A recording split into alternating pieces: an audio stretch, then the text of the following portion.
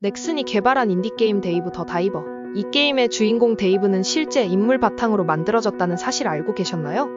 게임이 데이브를 주인공으로 설정한 이유는 바로 데이브에게 전 세계인들을 감동시킨 사연이 있었기 때문입니다. 그 감동적인 사연을 오늘 같이 이야기해보겠습니다. 시간을 다시 되돌려 데이브의 나이는 50세. 잠수 경험은 5년에 불과하지만 300번 넘게 다이브한 데이브. 다른 잠수 애호가와 달리 물속에 있는 아름다운 산호초와 난파선은 이미 데이브의 만족을 채우기에 부족했습니다. 그래서 데이브는 흔한 바다보다 사막을 선택했고 남아공에 있는 부심한 동굴로 향했습니다. 부심한 동굴은 깊이 300m 넘으며 안에는 알 수 없는 위험들로 가득했습니다. 하지만 경험이 많은 데이브이기 때문에 이런 위험들은 전혀 문제되지 않았습니다. 데이브는 물속에서 여기저기 탐색하고 다시 돌아올 수 있도록 밧줄로 길을 표시하는 작업을 합니다. 고난의 끝에 드디어 데이브는 세계에서 세 번째로 깊은 동굴의 바닥을 찍었습니다. 이것은 세계에서 몇 안 되는 기록이지만 용감한 데이브는 그것을 해냈습니다. 그러나 일반 잠수부와 달리 세계 기록을 위해 수심 300m 바닥을 찍는 것이 데이브의 목표가 아니었습니다. 데이브의 목표는 바로 이 동굴의 가장 깊은 곳에 잠들어 있는 한 시체입니다. 그의 이름은 데몬들이요. 데몬은 데이브가 알고 있는 또 다른 잠수부입니다. 10년 전 부심한 동굴에서 잠수를 하다가 돌아오지 못했습니다. 시체를 찾을 수 없었기에 데몬의 부모는 동굴의 옆에 아들을 위해 기념비를 세워줬습니다. 여기에 온 잠수부들은 이 기념비를 보고 이 동굴의 어느 깊은 곳에 네온이 잠들어 있다는 사실을 알 수 있었죠. 데이브는 이 기념비를 보자마자 바로 데몬의 부모에게 연락을 했습니다. 그리고 반드시 데몬을 데리고 오겠다는 약속을 합니다. 이 약속은 데이브의 주변 친구들로부터 많은 비난을 받았습니다. 어떤 이들은 데이브가 영웅놀이를 한다고 지적하며 불가능하다고 데이브를 말렸습니다. 물론 데이브도 알고 있었습니다. 수심 300m에 도달하는 것도 충분히 위험하지만 그곳에서 시체를 옮기는 작업을 수행한다는 것은 거의 불가능했습니다. 1분 1초마다 수심 300m의 수압을 견뎌야 했고 다시 지상으로 올라갈 때 높은 압력을 받은 혼합기체는 사람을 기절시키거나 중독을 일으킬 수 있습니다. 하지만 이 모든 문제는 데이브의 의지를 꺾을 수 없었습니다. 데이브는 할 수 있는 최선의 준비를 했고 물자, 모의훈련, 후발 요원도 중요하지만 가장 큰 문제는 바로 시체 옮기는 일이었습니다. 전문가들은 시체가 이미 부패했기 때문에 뼈밖에 남지 않았을 거라고 데이브에게 말했고 그래서 남은 뼈와 잔유물을 담을 수 있는 특별한 자루를 준비해줬고 나중에 데이브 혼자 시체를 옮기는 것이 체력 부족할 수 있기 때문에 8명의 후발대원을 뽑았습니다.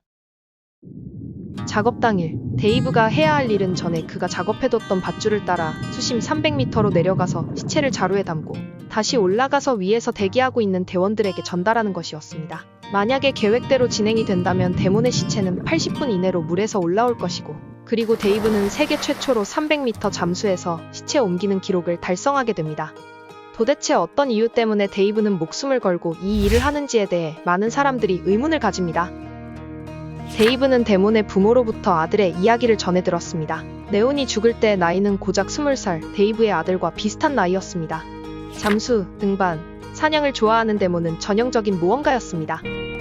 10년 전 크리스마스 때 데몬은 부심한 동굴을 탐색해달라는 요청을 받았습니다. 세계 최초로 부심한 동굴에 들어간 사람이 되었지만 그는 다시 돌아오지 않았습니다. 하지만 데몬의 이런 용감한 시도로 인해 그 후 수많은 사람들이 동굴에서 탐색 작업을 할 수 있었고 어떤 의미에서 네온이 없었다면 최초로 부심한 동굴의 바닥을 찍은 데이브의 세계 기록은 없었을 겁니다. 그렇게 두 사람의 인연은 10년 전부터 시작되었고 데이브는 네온이 자신의 증인이기도 하지만 길의 안내자라고 생각한 겁니다. 데이브가 시체를 찾았고 작업을 수행하려는 순간 벌써 난관에 부딪히게 됩니다. 전문가들의 의견대로라면 시체가 부패해서 뼈만 남아야 하는데 뼈만 남았다면 바로 자루에 담을 수 있어서 순조롭게 진행할 수 있었지만 상황은 그렇지 않습니다. 머리와 손만 뼈로 되어 있고 나머지 부분은 아직 멀쩡한 상태였습니다. 데이브는 최선을 다해서 시체를 자루에 담으려고 노력했지만 물속에서 시체는 말을 듣지 않고 여기저기 도망 다녔고 데이브는 자루를 다시 정리해서 손부터 담으려고 했지만 침침한 불빛과 여기저기 돌아다니는 전선이 상황을 더 혼란스럽게 만들었고 데이브의 손이 전선과 시체의 잔유물 때문에 복잡하게 묶이고 있었습니다. 시간은 얼마 남지 않았고 데이브가 기절하기 전에 반드시 결정해야 했습니다. 계속할 것인가 아니면 포기하고 돌아갈 것인가.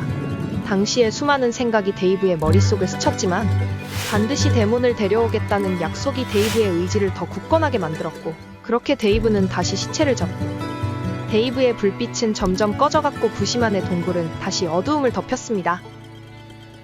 80분은 지났고 데이브는 다시 돌아오지 않았습니다. 친구들은 동굴 옆에서 데이브를 위해 임시 추모를 했습니다.